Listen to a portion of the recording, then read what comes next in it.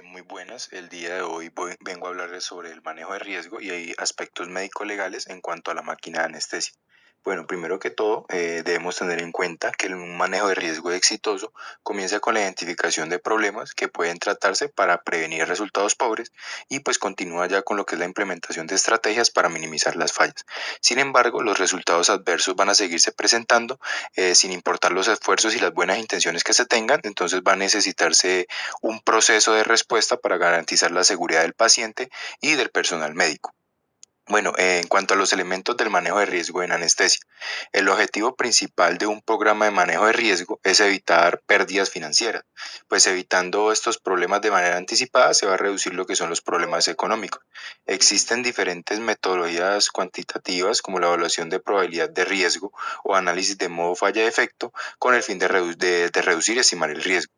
En las máquinas de anestesia, el análisis de riesgo recae en una evaluación intuitiva y cuantitativa independientemente del método, los principios generales del manejo de riesgos son definir los problemas potenciales, estimar la probabilidad de ocurrencia, mirar cuáles son los beneficios relativos, aplicar las soluciones y monitorear los resultados. Ya en cuanto al riesgo natural asociado con el equipo de anestesia, tenemos que la introducción de nuevas tecnologías y la filosofía del cuidado del paciente ha disminuido los accidentes y los problemas de las máquinas de anestesia. Sin embargo, las situaciones adversas relacionadas con los fallos en el equipo o el mal uso aún siguen presentes. La anestesia es entregada en un ambiente complejo y dinámico que envuelve la interacción tanto del ambiente, los incidentes y pues cierto ruido, personal quirúrgico, un número alto de fármacos y equipos electromecánicos. Entonces, en este ambiente se tiene que los incidentes van a surgir bien sea por la evolución de la enfermedad del paciente, por intervenciones que son planeadas o por errores humanos o fallas en el equipo. Ya en cuanto a los incidentes y características de un evento adverso, tenemos que se cuenta con una base de datos muy extensa, en donde se registran todos los eventos adversos relacionados con la máquina de anestesia. Sin embargo, pues en esta base de datos se puede ver que las fallas por el equipo constituyen un muy bajo porcentaje y pues a la mayoría de reportes de eventos adversos se debe al conocido como error humano o error de uso del equipo. Ya en cuanto a las características de los eventos adversos, tenemos que no es preciso si los eventos adversos relacionados con equipos de anestesia están asociados a heridas graves. Entonces, un reporte identifica que las principales causas de los problemas relacionados con los equipos incluyen lo que son las válvulas unidireccionales, los ventiladores, las máquinas de anestesia, los circuitos de respiración, los suministros de gases y la electricidad. La entrega de gas anestésico es un proceso muy complejo, con diferentes conexiones y partes movibles, lo que hace sospechar que las fallas en el equipo llevaría a un evento adverso, pero el mal uso del equipo es más común que las fallas propiamente del dispositivo. Ya pasamos a la parte de la prevención. Tenemos que uno de los componentes principales en el manejo de riesgo es el desarrollo de estrategias preventivas para evitar los accidentes. Entonces, en la parte de la anestesia, las estrategias comprenden una ardua selección de equipamiento, mantenimiento preventivo, entrenamiento del personal y supervisión. En cuanto a la selección del equipo, tenemos que una correcta estrategia de manejo de riesgo va a iniciar con una apropiada selección del equipo que cumpla con los diferentes estándares y que se configure de manera tal que se reduzcan todas las posibles fuentes de error. Los estándares nacionales para dispositivos de anestesia se crean con el fin de reducir los fallos y errores debido al mal uso del equipo. Sin embargo, no existe un diseño universal para una máquina de anestesia, entonces los departamentos individuales van a tener que formular diferentes planes para definir lo que es la obsolescencia del equipamiento o cuándo es necesario reemplazar la máquina. Ya en cuanto al entrenamiento del personal, tenemos que el entrenamiento activo aumenta la familiarización con equipos de anestesia y los monitores, lo que va a reducir muchos incidentes. Entonces, debido a que la respuesta apropiada ante eventos críticos es importante para evitar un accidente, el mantenimiento de las habilidades y certificación del personal es prudente. Ya en cuanto a la supervisión, tenemos que la práctica de anestesia involucra también un riesgo adicional de supervisar residentes, enfermeras o personal auxiliar.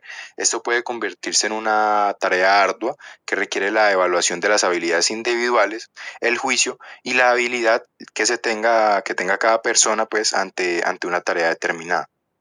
Ya para terminar, en cuanto al mantenimiento preventivo, tenemos que para una entrega segura de anestésico es necesario que el equipo se mantenga dentro de unos intervalos recomendados por el fabricante.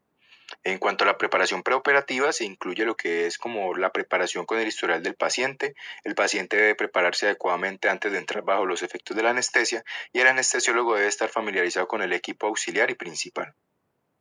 En cuanto al uso de los monitores, tenemos que el uso adecuado de estos sistemas de monitoreo y su interpretación de las diferentes alarmas va a mejorar significativamente lo que es la habilidad de los anestesiólogos de detectar y prevenir errores en la práctica clínica.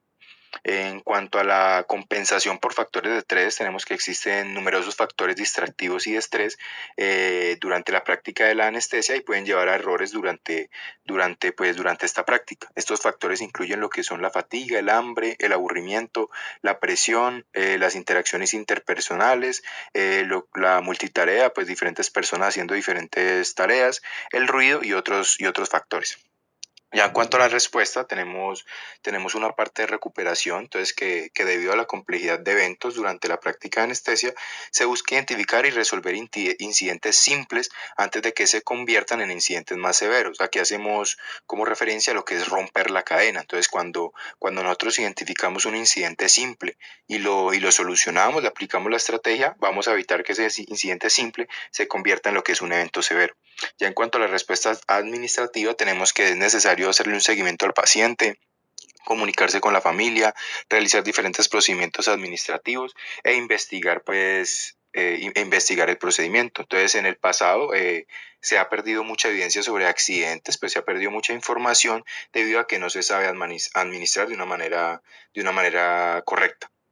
Ya para finalizar, tenemos lo que es las cuestiones médico-legales. Tenemos que los proveedores y los fabricantes deben trabajar en equipo en pro de la seguridad del paciente.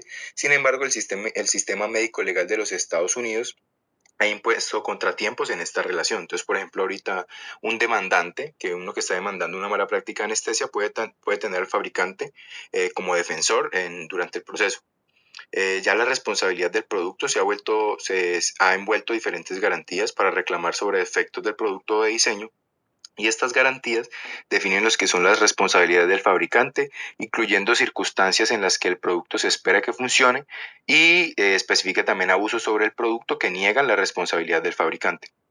También ya existe una responsabilidad del fabricante que tiene que advertir sobre posibles inconvenientes sobre el producto en una etapa de postventa, ya después de que se vende.